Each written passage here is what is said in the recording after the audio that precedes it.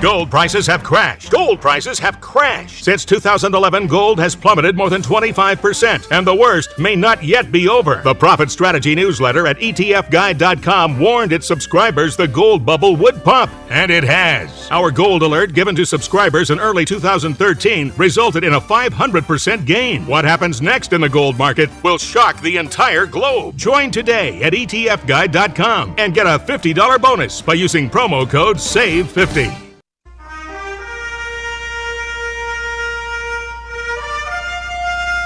You're listening to the Index Investing Show. This is America's only weekly program focused on the important stock and bond indexes and the financial products that track them. And now presenting your host, Ron DeLegge.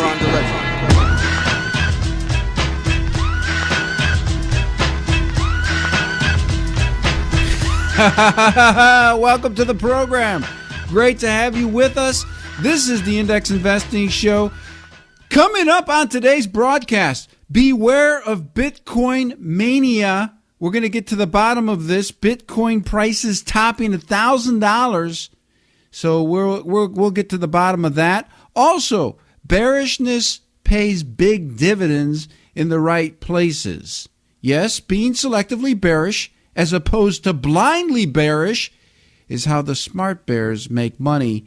And despite the U.S. stock market still at all-time highs, being a bear in a few particular places has been hugely profitable.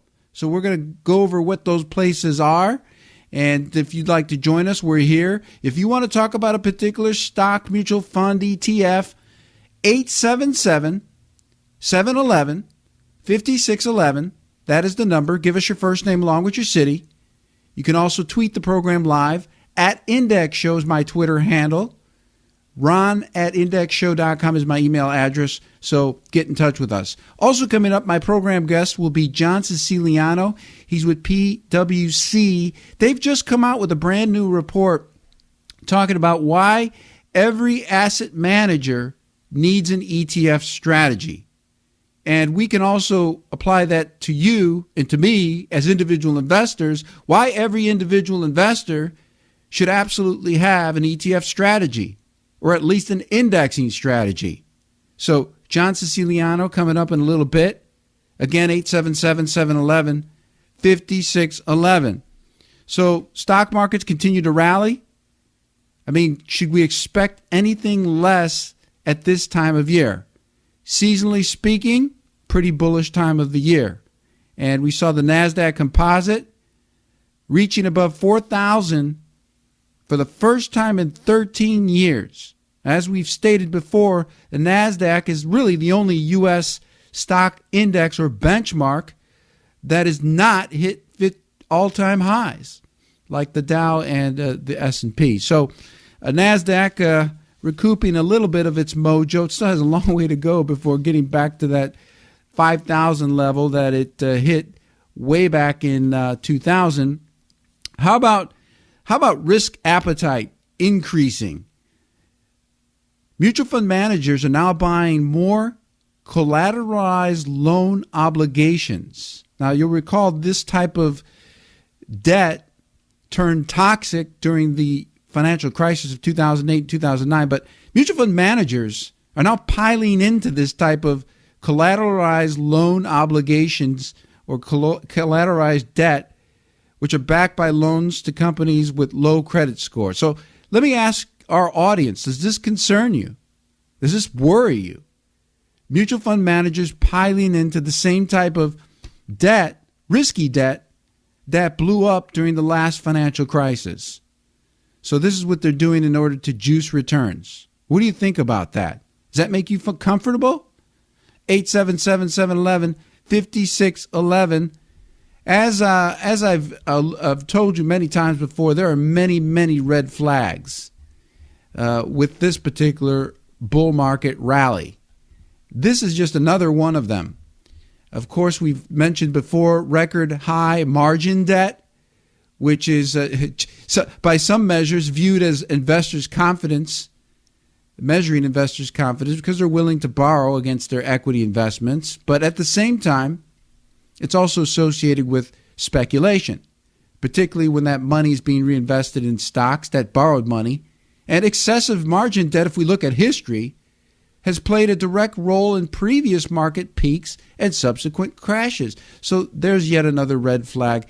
And of course, the timing of the public piling into stocks once again. We see inflows into equity mutual funds now at 13-year highs.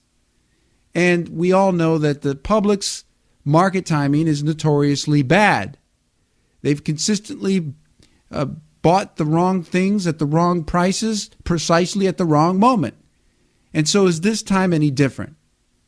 With the public, as measured by their inflows into equity mutual funds, piling into that, I mean, can we really say that it's different than previous time periods? I mean, the public was completely wrong about stocks in 2000. What about now? 877-711-5611. That is the number. At Index Show is my Twitter handle. You can tweet the program live. We're here. If you ever miss our regular weekly radio broadcast, you can pick up our free podcast. It's available at iTunes and also our YouTube channel. Just search under the Index Investing Show.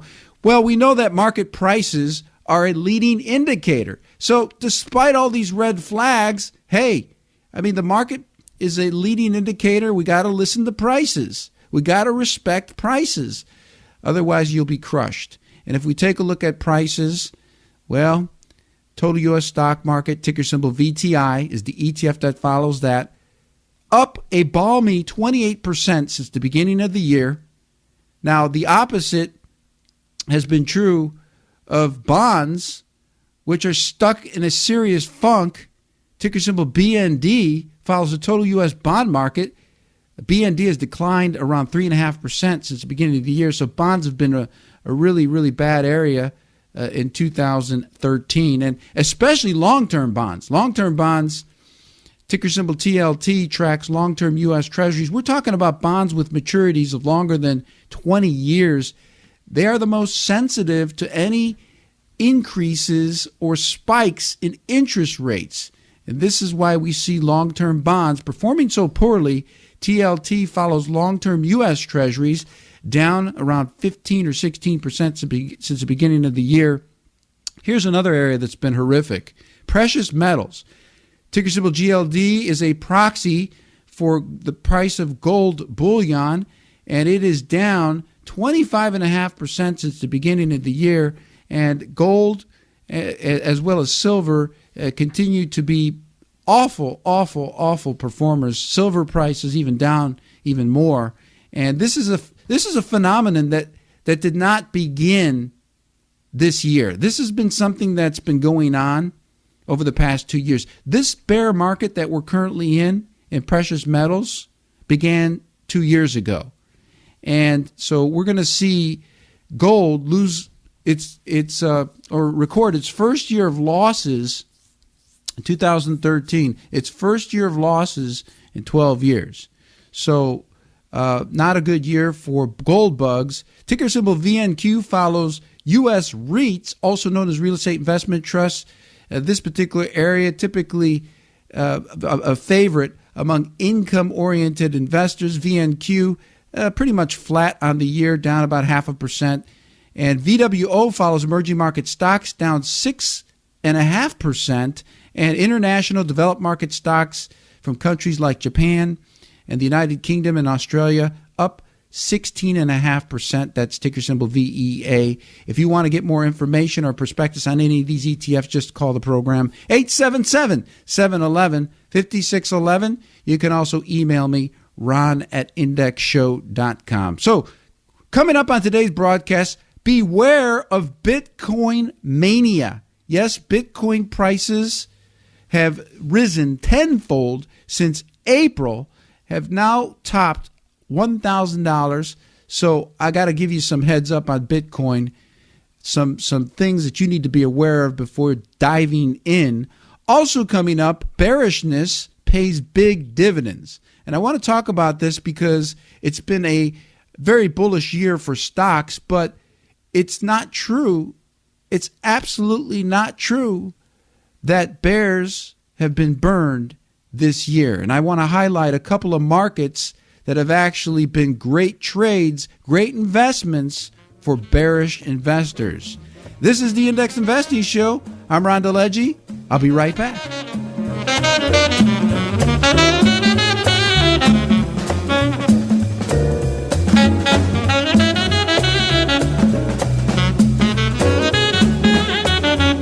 The Index Investing Show with Ron DeLegge.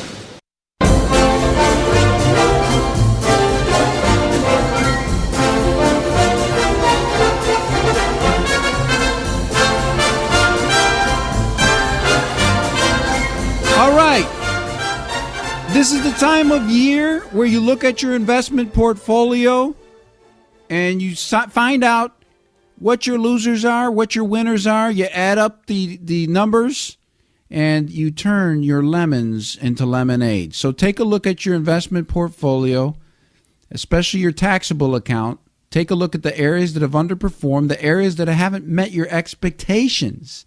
And especially if you've owned any dead money type of investments that haven't really added any value to your portfolio, take a look at eliminating some of those positions, getting rid of them now, realizing some losses and offsetting those losses with any gains that you may have elsewhere in your portfolio. I mean, this is a smart way to build your and manage your investment portfolio so as to have your losers offset your gainers. I mean, it's just smart. So the other thing too, and we've talked about this in previous episodes, is using ETFs as a very effective solution. Once you do sell your losers, for example, if you have any individual stocks that have been just dogs, getting rid of them, using that money, redeploying it in the same sector as that stock that you're getting rid of, if indeed you do still want to own that particular sector or believe in that sector. So that's another idea. Speaking of sectors, some of the S&P 500 sectors that are just sizzling. And when I mean sizzling, I mean these are sectors that are outperforming not just the broader U.S. stock market, the total U.S. stock market, but the S&P 500 itself. There are 4 sectors that are just on fire. That's financials, XLF, ahead by over 31%. Consumer discretionary stocks, XLY, ahead by 38%. Healthcare stocks, XLV, ahead by that same amount. And then the industrial sector, XLI, ahead by an even 33%. So those 4 S&P 500 ETFs and sectors up 33 up 30% plus and outperforming the S&P 500 by a pretty easy margin there. So how are you doing? 877-711-5611. How did your investment portfolio perform in 2013? Are there any stocks, mutual funds, ETFs that you want to talk about? We can. I want to do some rocket surgery on Bitcoin Mania. And Bitcoin prices topped $1,000 this past week on the second largest digital currency called Mt. Gox, no relation to Mount Rushmore or Mount Zion. This is called Mt. Gox. And if we look at the prices of Bitcoin, this is a tenfold jump from April when Bitcoin prices crossed $100. And of course, without much surprise, the public and big name investors, along with startups, they're jumping onto the Bitcoin bandwagon. So should you. Well, Bitcoin was created in 2008 by a group of unknown people or an unknown person, nobody really knows, but it was created as what they called an alternative or virtual money or digital currency. This is how Bitcoins are being referred to in the media. But I want you to understand very carefully and very closely that Bitcoins, while they are being touted as cash alternatives to the U.S. dollar and other global currencies, even including long-established assets like gold and silver, I want you to understand very carefully and very closely that Bitcoin is not a new asset class. It's not a new world currency, as some argue. Bitcoins only exist as software. and their supply is controlled by complex mathematical formulas. So Bitcoins are not a currency, and even calling them an investment is a stretch.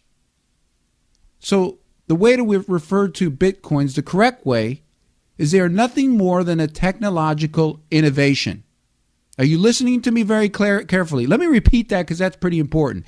Bitcoins are nothing more than a technological innovation and are subject to the same risk, the same competition as all technology, including really, really nasty viruses.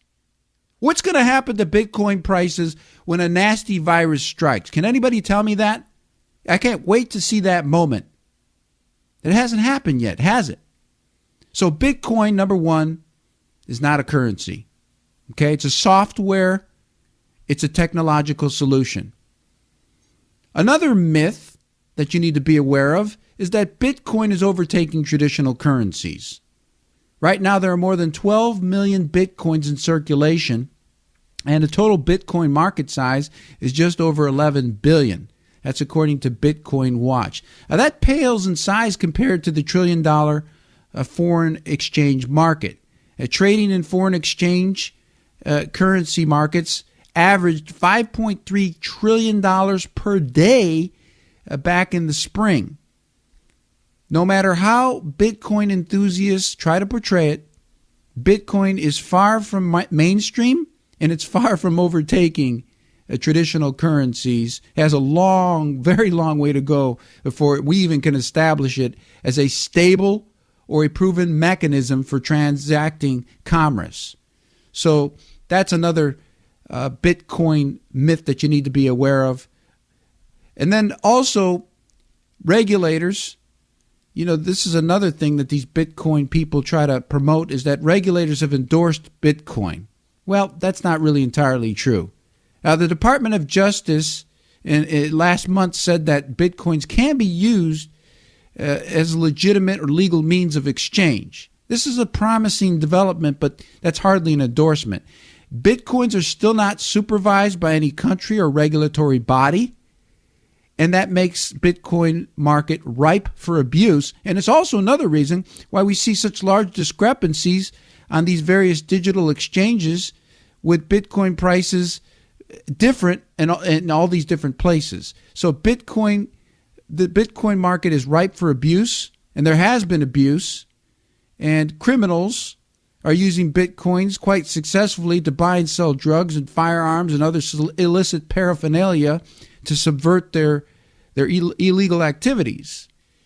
The exact percentage of unlawful activity, by the way, in the Bitcoin market is still a mystery. So the thing here is that there's a lot of red flags. There's a lot of myths about Bitcoin.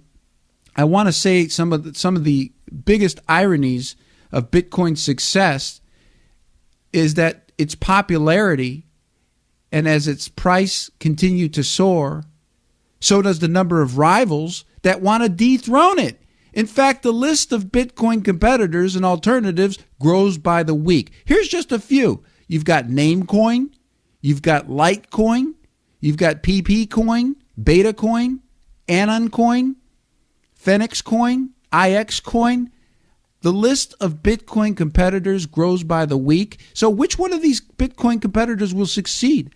Well, nobody really knows. But what we do know is that technology innovation, and that's what Bitcoin is, are rapidly and constantly improving.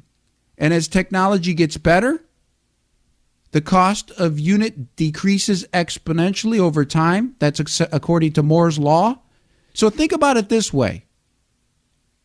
Bitcoin's ultimate worth will be challenged by new and improved digital technologies that are faster, that are easier to use, that are more secure, and probably less expensive.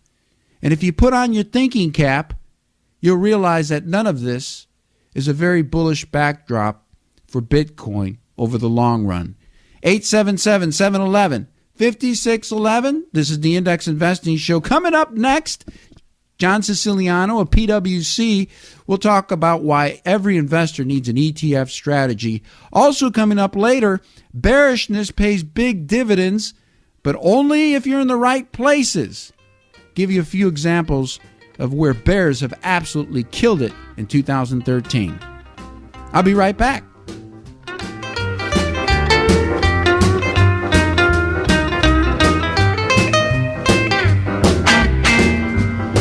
The Index Investing Show with Lon DeLegio. You've heard them on the radio and seen them on TV. Gold experts promising big profits. The truth is, gold prices have crashed, and investment demand is down over 50%, according to the World Gold Council. While gold experts keep promising higher prices, the Profit Strategy newsletter at etfguide.com told its subscribers the gold bubble would pop. Our gold alert given to subscribers in early 2013 resulted in a 500% gain. Listening to gold experts would have lost you a boatload of money. Listening to etfguide.com would have helped you to profit. Stop listening to gold experts and stop following the crowd. Subscribe to the Profit Strategy newsletter at etfguide.com and make money. Our no bull approach is world famous, and what happens next in the gold market will shock the entire globe. Join today and get a $50 bonus by using promo code SAVE50. We'll tell you what to buy, what to sell, and when to do it. Be ready for the next big move in gold, only at etfguide.com.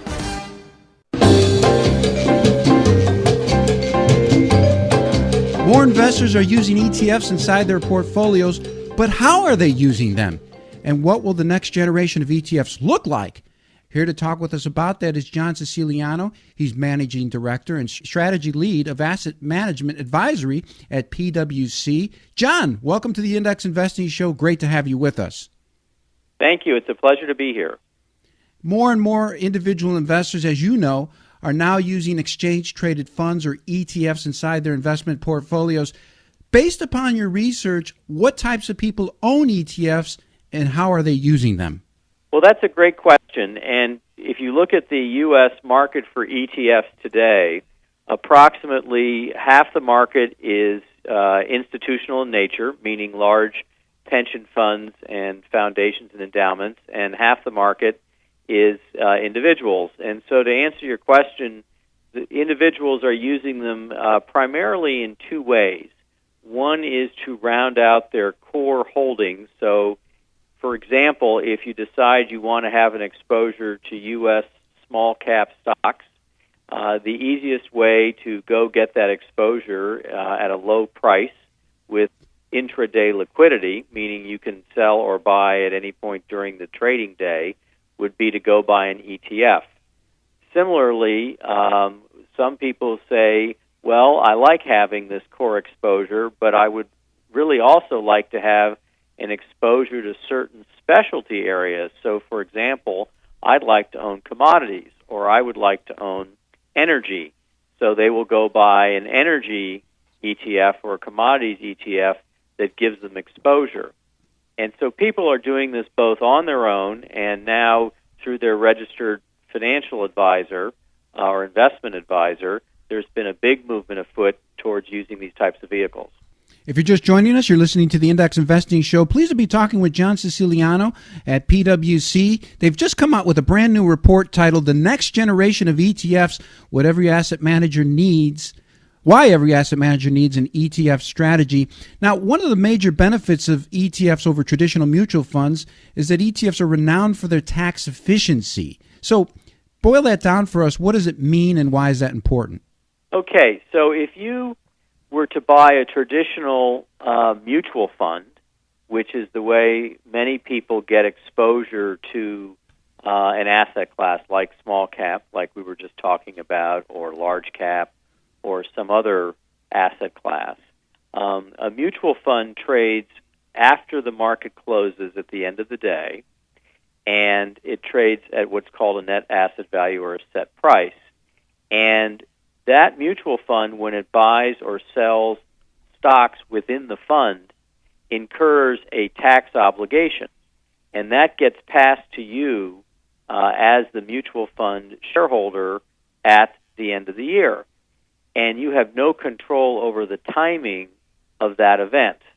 Whereas with an ETF, there is no taxation or no taxable event for the ETF holder since it trades like a share of common stock on an exchange.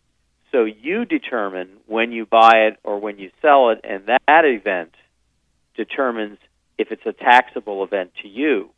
Because even though during the year an ETF may buy and sell within the vehicle itself, you're not doing that. You only have an event when you buy or sell your ETF share. That's a pretty big advantage. Now, most ETFs are still linked to the performance of a stock, bond, or commodity index. What are the advantages of indexing a portfolio, say, versus trying to handpick securities? Well, this is obviously the age-old argument and what keeps the asset management industry on its toes. And right now, if you look at the research that's out there, you will see that net of fees over long periods of time, meaning if you were to look back over the last 25 to 30 years, passive or index investing net of fees has outperformed active investing where you're picking stocks individually. And so really what this is providing, the ETF is providing the passive investor the opportunity to purchase a portfolio at low cost for an extended period of time without the worries of picking stocks, in other words, without the worries of making a right decision or a wrong decision, and doing so at a lower cost. If you're just joining us, you're listening to the Index Investing Show. Pleased to be talking with John Siciliano. He is a managing director at PwC. They've just come out with a brand new report titled The Next Generation of ETFs, Why Every Asset Manager Needs an ETF Strategy. Now, you alluded to it earlier in the interview, John, and I want to get back to it. You know, there's so many different ways that a person can go about building their investment portfolio. One simple strategy is to build what's called a core portfolio with low-cost exposure to major asset classes. Do you view the core portfolio concept as a beneficial tool? Absolutely. You know, we live in a world now where there are many more asset classes that are possible to invest in than there were 15, 20, 25 years ago. For instance, you hear a lot today about alternative investing. And alternatives, for those people who aren't that familiar with it, are such areas as real estate, infrastructure, timber, metals, etc. And so when you look at assembling a core portfolio today, what you want to do is have a very diversified portfolio because that reduces your volatility and it helps improve your return. And you can do that very effectively through using ETFs, because ETFs will provide you not just with an exposure to the traditional stock and bond asset classes, but also provide you with an exposure to these alternative products, almost all of whom come in some form of ETF today. And as a result, you're getting the safety of diversification, you're getting low fee, and you don't have the worry of individual stock selection. Now, here in the U.S., ETFs are still not widely available investment choices within 401k retirement plans, even though they probably should be. But what type of future do you see for ETFs inside 401k plans? The ETF will ultimately be widely available in 401k plans. The main reason they're not available today has more to do with the operational challenges around how you account for an ETF in a plan. For instance, by contrast, a mutual fund, you can buy a fractional share of a mutual fund in a defined contribution plan. So when you watch your earnings build up in your 401k plan, you can reinvest in a fund and only buy a piece of a share. You can't do that in ETFs yet. So that's one key area that needs to be established. But the more important reason that you will see ETFs be in 401ks is less to do with solving the operational problems and more to do with the fact that, again, it is a low-cost way to invest. And a lot of the smaller 401k plans in this country don't have the ability to buy the cheaper share classes in mutual funds because the plans aren't big enough. They don't have enough buyers, right? So the ETF, when it comes into 401k plans, will become a low-cost option to the 401k plan beneficiary, and thus quite a powerful weapon in the portfolio, particularly vis-a-vis mutual funds. Got about another minute. One last thing before you take off. A lot of talk about active ETFs. What are the growth areas, and where do you see opportunities in these types of investments? Well, active ETFs are already here, primarily in the fixed income space. It's only going to get bigger. It is an area where it's going to allow people to get exposures to particularly strong and growing sector. Some people look at pharmaceuticals as a good example of that. And what's going to happen is the SEC is going to figure out a way to allow for daily disclosure of active ETFs. And our feeling is within 2 to 5 years, you're going to see active ETFs widely available across a broad range of sectors. Great interview. Thanks for taking the time to join us. We'll check back with you. You just heard from John Siciliano, Managing Director and Strategy Lead of Asset Management Advisory at PwC. This is the Index Investing Show. I'm Ron DeLegge. More when we return. Go nowhere.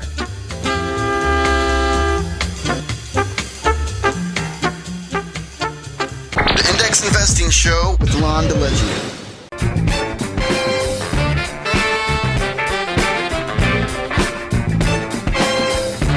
All right, if you ever miss our regular broadcast,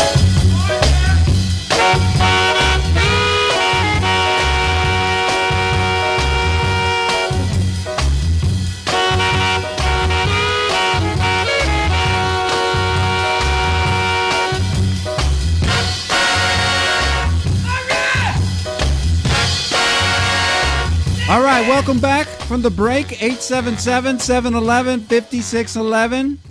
Ron at indexshow.com is the email address. If you want to get a free portfolio report card, I will do that. We'll feature your investment portfolio on this very show. Of course, we'll do that anonymously, but we'll dissect your investments. We'll look at 5 key areas, and we'll tell you how you're doing. And, of course, the most important area is performance. That really is the bottom line. And you'll be pleased. Well, I don't know if you'll be pleased to know this, but you will be informed to know that many investors, in fact, the vast majority, when we do our free portfolio report card, their performance does not outperform. It does not keep up with major market indexes. In fact, when we've done this exercise of a free portfolio report card on this show, we have had the vast majority underperform major market indexes. And one of the problems is the fact that they've built their investment portfolio on the wrong foundation. They've built their portfolio on actively managed mutual funds, individual stock picks, and other types of nonsense, whereas the foundation should be low-cost index funds, index ETFs. That's your foundation. That's your core of your investment portfolio. And then once you've constructed or built that solid core or foundation, then you can invest in those other areas like the individual stocks, like the active mutual funds with extra money that you can afford to risk, money that you can afford to lose, money that's not serious. You can do all of that. But your serious money should be indexed to the market. So get in touch with me if you want a free portfolio report card. Ron at indexshow.com is my email address. Now, my December ETF Profit Strategy newsletter is out, and it's jam-packed with all types of money-making ideas and opportunities for you. Now, we've got in there our list of the top-yielding ETFs. We've got a breakdown of the top sector ETFs and also particular strategies focusing on the ETF marketplace. One of the things, too, that you get when you sign up for my monthly newsletter, you get the weekly technical forecast and the weekly picks.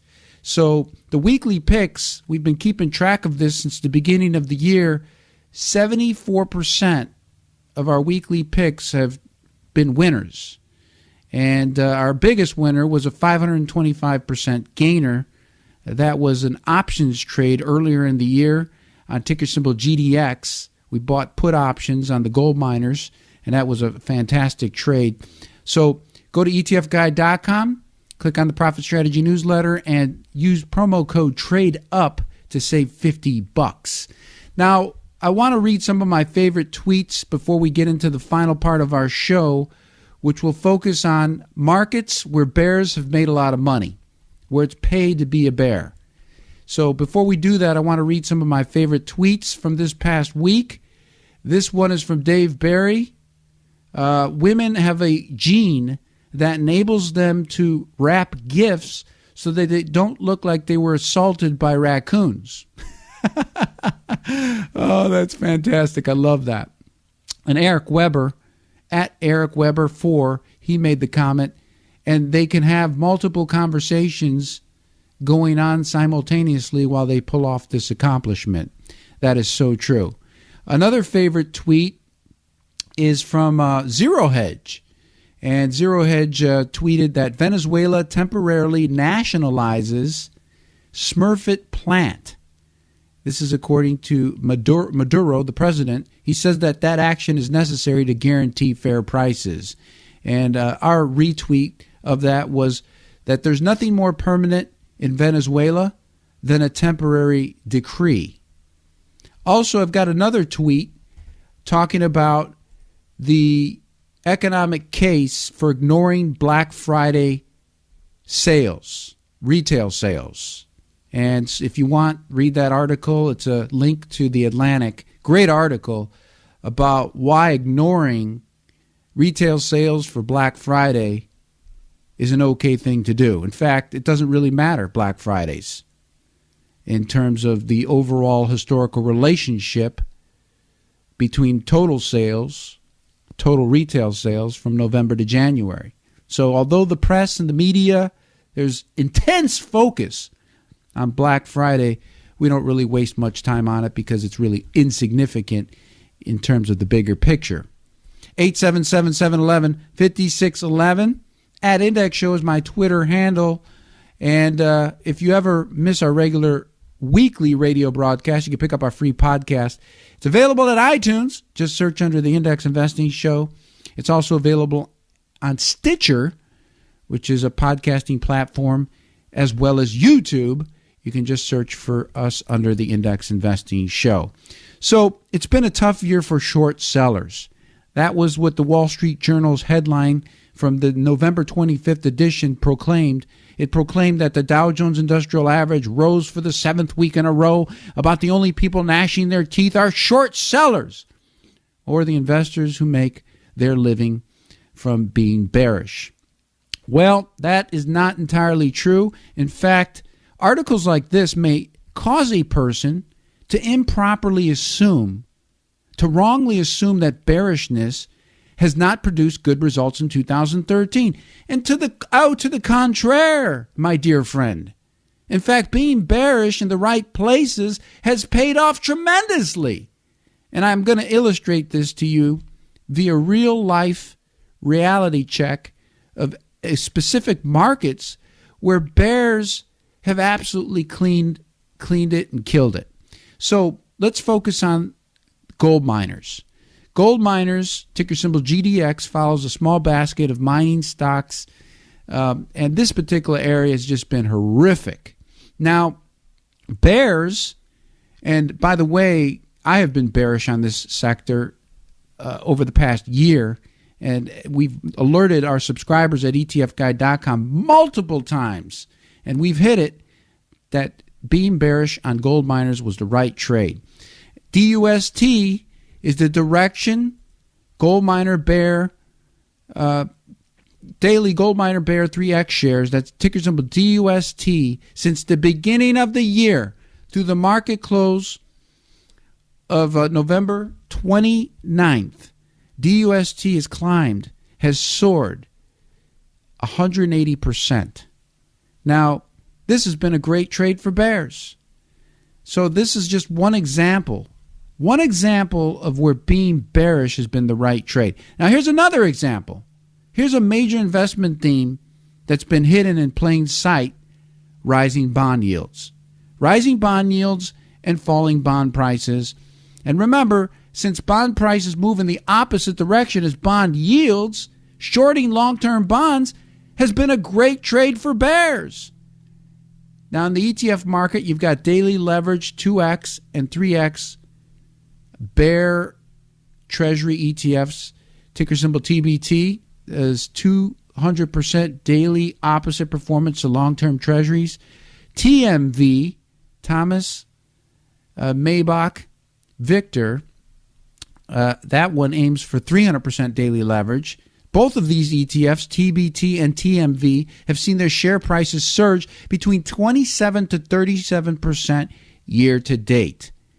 And when long-term Treasury prices fall, as they have been, funds like TBT and TMV will increase in value. And if this trend continues, well, more gains are ahead. And I happen to think it is a trend that will continue. Higher interest rates. So this has been yet another area where bears have killed it. And there is yet one other area, which I don't have time to get into today, but you can read my article at etfguide.com. And the title is Bearishness in the Right Places Pays Big Dividends. And you can see that this is absolutely true. We just highlighted a couple of ETFs where being a bear has absolutely paid handsome dividends. Well, that does it for another episode of the Index Investing Show. Thank you so much for joining us. Be sure to join us again next week. We'll be here. Pick up my December newsletter at etfguide.com. And until we meet again, may the market indexes be with you.